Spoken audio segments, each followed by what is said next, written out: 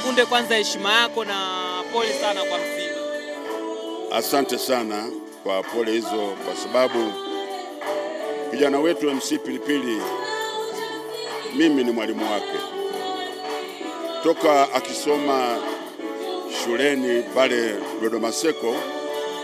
Alikuwa akishangaa kazi zilizokuwa nazifanya, na nilimtia moyo kwamba wewe unaweza kabisa katika maisha yako ukaja kuwa MC mkubwa na ukaiheshimisha sanaa hii. Basi nianze kwa kuwapa pole wanafamilia, marafiki, ndugu wote kwa kuondokewa na mpenzi wetu Emmanuel Pilipili. Wewe kama mwalimu wake, MC Pilipili shuleni alikuwa ni mtu wa aina gani? Mimi naona ni mtu alikuwa anajiamini sana, kwa sababu maisha yake ya shuleni hata wenzake walikuwa wakimshangaa kwa jinsi alivyokuwa anajiamini katika kufanya mambo mbalimbali, na hasa katika eneo la kuwachekesha watu. Alikuwa ni mtu mchangamfu muda wote. Kwa hiyo hata alipokuja kwenye jamii huku kwa tunamtia nguvu kwamba unaweza kufanya mambo makubwa. Nje ya hapo, wewe kwake ni kama mlezi. Nje ya shuleni tulikuwa tukiona ukimsapoti sana kwenye kazi mbalimbali, yeye na vijana wenzake. Labda kwenye maisha yake MC Pilipili, tumeambiwa kifo chake kimesababishwa na kupigwa. Yeye alikuwa ni mtu wa magomvi, labda kwa ulivyofahamu. Naomba hapa niseme kiongozi wa China Mao Zedong aliwahi kusema no research, no right to speak. Kama hujafanya utafiti si vema ukazungumza. Hata wataalamu wa mambo ya statistics wanasema no statistics, no data, no right to speak. Kwa hiyo kama huna uhakika na jambo si vema ukazungumza, sababu kuna mawili: unaweza kuendelea kuwatia uchungu wafiwa, unaweza ukaifanya jamii ikawa na simanzi na tukaleta taharuki. Mimi binafsi sina uhakika na jambo hili, lakini kama limetokea si jambo zuri katika familia yetu, si jambo zuri katika jamii zetu, si jambo zuri katika taifa letu.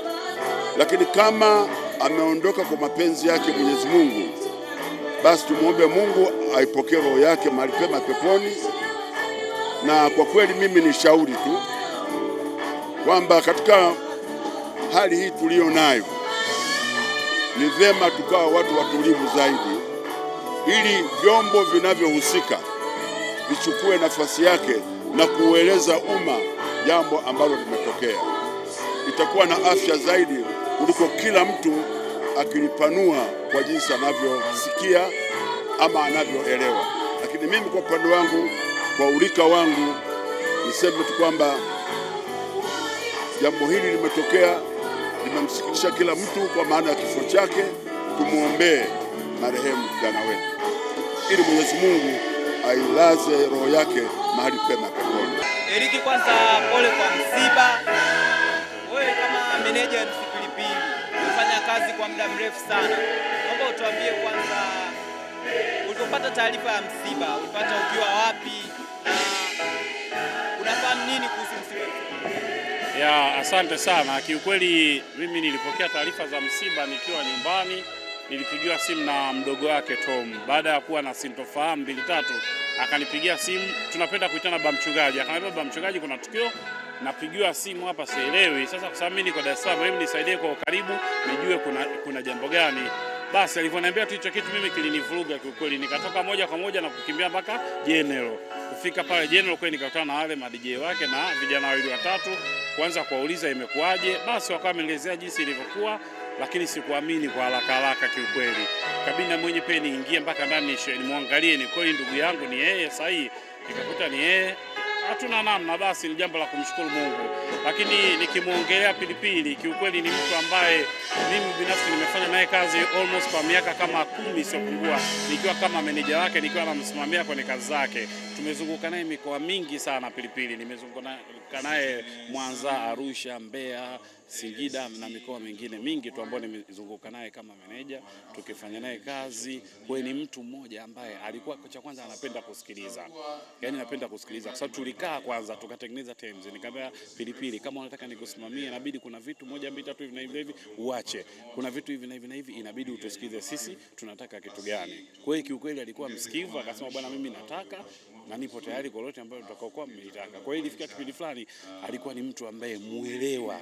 Ukimwambia hichi hapana, hichi hapana. Ukimwambia hichi hapana, kuzunguka zunguka, wewe ni msanii mkubwa, umefika sehemu fulani, pumzika sehemu fulani, sisi tufanye logistics zote. Kwa hiyo kiukweli mimi msiba umenigusa sana yani.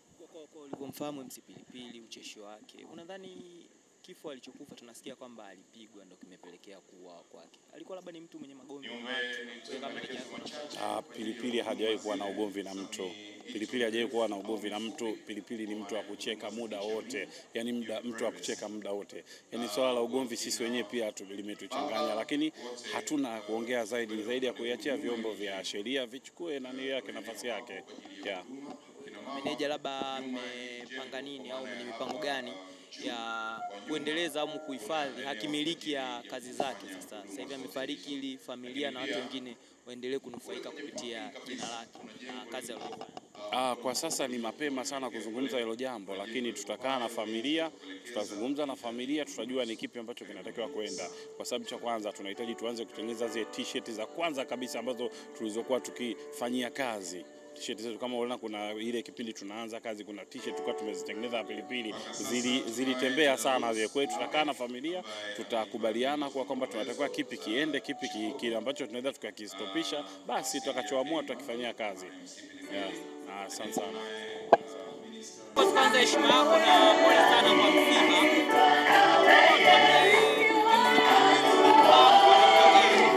Asante. Kiukweli kwanza MC Pilipili kwangu mimi ni mtoto. Nimemfahamu zaidi ya miaka 4 iliyopita na nimefanya naye kazi za kolabo pamoja ukumbini zaidi ya mara 3 mara 4. Ni kijana mnyenyekevu, kijana msikivu, ni kijana anayekubali kujifunza na ni kijana mwenye upendo. Saa zote yuko happy na saa zote anakubali, ukimwelekeza anakubali. Alikuwa anakuja vizuri sana kwenye tasnia.